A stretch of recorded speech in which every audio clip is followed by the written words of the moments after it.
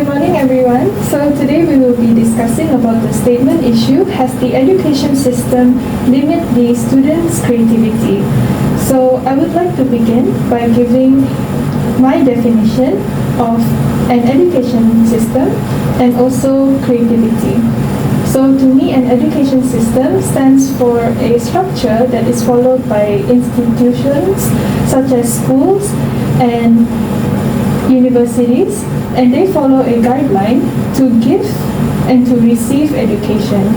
Creativity, on the other hand, stands for uniqueness and the ability to express oneself through art.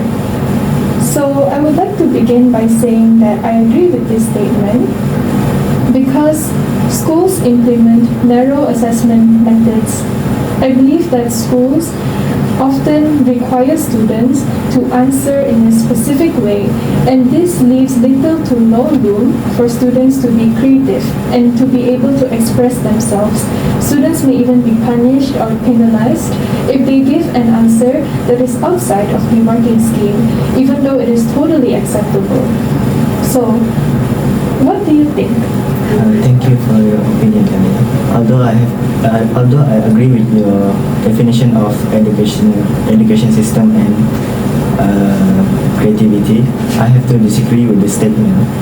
This is because for the past few years, education system have been evolved that they no longer only require the specific answer for the certain question, and no longer require for the answer only can be found in textbooks, but they have been evolved to become more open and give the freedom to the student to express their creativity in various forms by giving them a couple methods of to find the answer, and also the answer they give also have various level which no longer require only by give it only one correct answer, which means they have varied the answer scope to match the creativity of a certain student. The educator also have evolved by giving more creative approach to the student, like giving them a task matched by their creativity by, for example, giving them quizzes, group projects and outside activities, and giving the students more option to learn in the classroom. This is all from me. What do you guys think?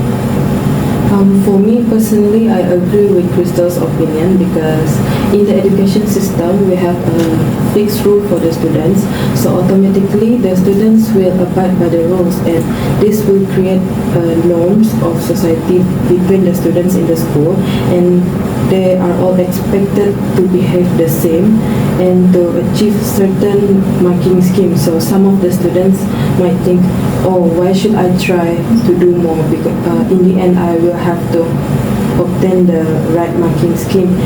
So this also can lead to frustrations and boredom. By frustrations and boredom, I mean is some of the students may have the desire to think more and behave differently, but because of these norms, they are afraid to express themselves. So we can expect them to behave the same and strive for the same goals. That is all for me. Do you have any opinion? I think it's a good point, but for me, I'm still disagree with this statement. Education has it limit student creativity, because my main point arguments against nurturing creativity in education is integrating creativity in curricular campus challenge. The inclusion of the creativity subjects such as art and music subject, alongside traditional subject incommendable in promoting a well-rounded education. Because for me, this subject can student can express their skills and creativity during this class. Even in bahasa